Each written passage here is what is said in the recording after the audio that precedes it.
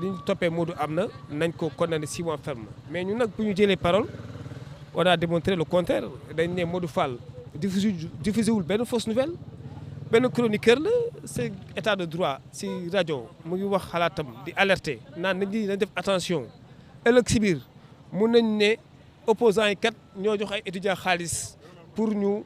jënd ay armes wala pour ñu sagager université non demeewul noonu la preuve en est que je pense que li am keroog jox na ko dëgg am na benn femme bi ñu interpellé woon sûreté urbaine je pense que mu ngi si parti président Thierno Alassane Sall mais bi ñu ko jàppee moom tamit nee na joxe na xaalis mais dafa jàppale étudiants yi ñu mat a yërëm lañu ah kenn ku nekk da nga leen di yërëm suñuy doom lañu suñuy rakk lañu suñuy jarbaat lañu kenn ku nekk mun nga joxe ab lekk wala ay yére wala ab xaalis puisque temps yi situation dafa métti si cadre boobu la woon. loolu nag warul tax ba ay nit politique ay kilifa réew naan que ne étudiants yi ñoom am na ay hommes politiques yu leen di manipuler donc li convocation bi wane keroog mooy wane na que ne ne alerte bi Modou Fall doon def fu leer la ko tegoon la preuve en est que war nañu nit di ko tuumal naka sudul noonu bi mu répondre ne effectivement moo ko joxe mais daf leen jox loolu xaalis bi pour ñu jëndee ko lekk et autres. ci gàttal plaidé nañu ñu bàyyi kii di Modou Fall parce que jàpp nañu ne deful dara si état droit lañ nekk kenn ku nekk sa xalaat ngay jógee journaliste la chroniqueur la bi mu jógee daara def na rajo yu bëri jaar na Espérance FM jaar na Rewmi am na expérience def na formation en antenne mais xam-xam yàllaa koy may nit du ku def école rek mooy am xam-xam mooy mun a gëstu moom mooy def analyse El Hadj Diouf wax na ko sànq Lat Dior Diop Ngoné Latyr musul jàng mais nekk na buur ah et les autres et autres cas yi bëri nañu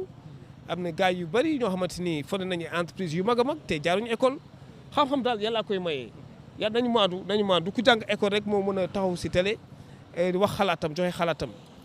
gis nañ ku jàngul école joxe xalaat boo xamante ni dafa am pertinence comme Abdou Nguer ku mel ni Abdou Nguer ku mel ni Modou Fall ils sont nombreux macha allah yéen journalistes yi ñu bëri si yéen pratiquement vous êtes dans le même lot intervention yi am solo ngeen di def la preuve en est que population bi yëpp pratiquement ñu si bëri dañuy déglu émission boobu di Grande Gueule cela veut dire que émission bi dafa am njëriñ nit ñi donc foofu lu mu fa nekkee mooy day alerter di prévenir nit ñi loolu doon def je pense que yi ni mel dañ la war a encourager féliciter la ci liggéey bi war nañoo jàpp di la tuumal loo xamante ni amuñ si benn preuve en tout cas ci droit pénal pur et dur ci luñ jàpp maak El Hadj Diouf ak Maître Alphonse que ne kii di Modou Fall waruñ ko mën a téye ci loolu moo tax ñu laaj tribunal na ko bàyyi ci kaw loolu tribunal nee na acte bi incha allah dina ko joxe le 23 février bi soobee yàlla incha allah maanaam dafa tasaar ay xibaar yu wérul diffusion de fausse nouvelle si kalamay nasaraan mais loolu en droit pénal amul désinformation amul mésinformation amul également diffusion de fausse nouvelle journaliste la boo xamante day def liggéeyam di alerter fausse nouvelle daal mu ngi ciy bëgg a bëri ñu ngi xaar daal ñu am benn bonne nouvelle boo xamante ni dinañ dëgg ne Sénégal développé woon na pour ñun loolu mooy bonne nouvelle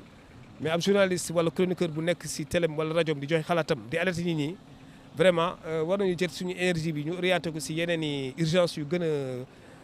a yu ëpp solo que yi ni mel parce que infraction mu ngi fi bëgg a bëri à l'époque yi ni mel citation directe lay am te nit ki duñ la téye mais léegi ñu ngi koy def flagrant délit di ko pénaliser de plus en plus loolu day néewal état de droit li ma leen di wax ni ci kanam ngeen ko xam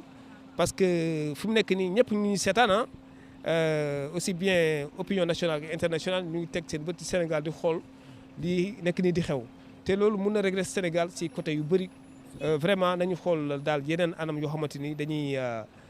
wax ak nit ñi pas di leen di jàpp di leen di tëj Modou Fall énergie créatrice de ku am ay idée la ku pertinent la ku place am de prison place am foofu fu mu nekk la di joxe xalaat yu am solo aussi man maa ko wax ñiy seetaan ak ñiy déglu ñoo ko wax waaw. mais man état d'esprit la nekk say client man état d'esprit. moom dafa gëm yàlla il est calme serein il est positif tout défi la ko jàppee défi la ko jàppee mu ngi koy sant yàlla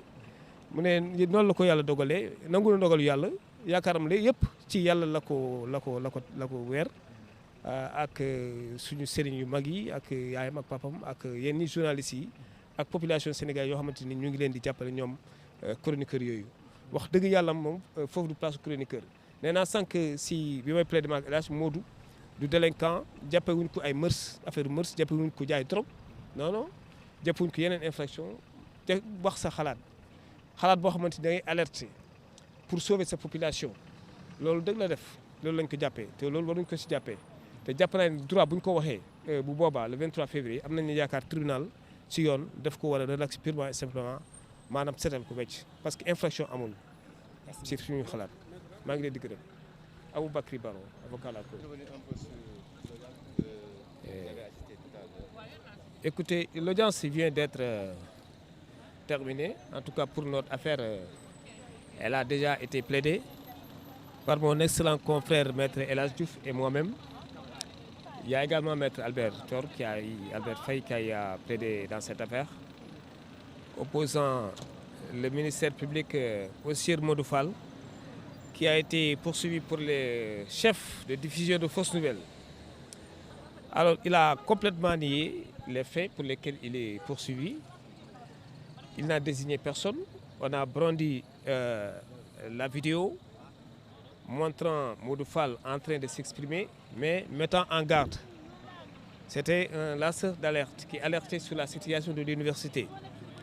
que des personnes de mauvaise foi pourraient désigner des hommes politiques, à savoir Bougane Gueye ou autres, comme étant des complices ou en tout cas des personnes qui auraient remis de l'argent à des étudiants pour que ces derniers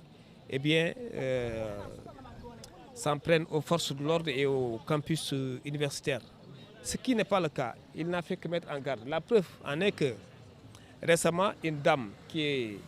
du parti du président Thierno Alassane Sall a été convoquée par la sûreté urbaine, mais à la clé, elle a été relâchée. Donc il alertait. Tout le monde peut profiter de cette situation et accuser à tort un opposant d'être à l'origine, ou en tout cas d'avoir eu à financer les étudiants pour qu'ils se mettent à semer du désordre au sein de l'université. Alors, tout à l'heure, ce qu'il y a lieu de retenir, c'est que le procureur de la République a eu à faire son réquisitoire, au terme duquel il a eu à demander à ce que les faits soient retenus à l'endroit du sieur Modou Fall, c'est-à-dire la diffusion de fausses nouvelles, et qu'il soit condamné à 6 mois ferme. Mes excellents confrères Maître El Hadj Diouf, Maître Alphonse et moi-même, nous avons eu à plaider la relaxe, j'allais même dire à titre principal le renvoi des fins de la poursuite, car nous avions estimé qu'il n'y avait pas d'infraction. À titre subsidiaire, nous avons plaidé la relaxe purement et simplement. Il n'y a même pas eu de désinformation, ni de mésinformation, encore moins de fausses nouvelles. C'est un chroniqueur, nous sommes dans un état de droit, un chroniqueur qui s'exprimait, qui donnait son opinion, qui alertait sur la situation du pays. La preuve en est que les faits lui ont donné raison, l'histoire lui a donné raison. Récemment, une dame, je l'ai dit tantôt, a été interpellée par la sûreté urbaine, mais finalement a été relâchée. Et figurez-vous, qu'est-ce qu'elle a répondu aux questions posées par les enquêteurs? Elle a confirmé avoir reçu de l'argent, mais à se livrer à une quête pour aider les étudiants à acheter de quoi manger. Si des hommes politiques se mettent à remettre de l'argent, ce n'est pas que des hommes politiques. Toute personne de bonne volonté peut être appelée à remettre des sommes d'argent, des habits et autres, des aliments, hein, aux étudiants pour que ces derniers survivent. Vous savez qu'aujourd'hui la situation est très difficile. Donc c'est des bonnes volontés qui ont eu à intervenir de façon spontanée, mais pas une intervention dans le sens de financer les étudiants à aller acheter des armes. Non, loin s'en faut. La preuve en est qu'aucune arme n'a été retrouvée, en tout cas ce que moi je vous parle. Il n'a pas été prouvé qu'une arme a été retrouvée par des étudiants, sinon des couteaux qui ont été retrouvés dans les chambres. Chacun de nous a chez soi un couteau qui sert à ouvrir certains pots ou autres objets, voyez-vous. Donc, grosso modo, nous avions estimé qu'il n'y a pas d'infraction et le tribunal a mis l'affaire en délibéré pour le jugement être rendu le 23 février. Cela veut dire que le 23 février, Inch'Allah, le tribunal rendra sa décision. Et nous osons espérer que le tribunal va prononcer la relaxe purement et simplement de sieur Modou Fall, à défaut de le renvoyer des fins de la poursuite sans peine ni dépens. Je vous remercie. Wolof tey lañ doon amal procès sa client bi di Modou Fall ne chroniqueur à la Sen TV lan nga mën a faram-fàccee am ci tribunal bi. waaw ci gàttal plaidé nañ ko sànq maag sama frère Max El Hadj Diouf Maître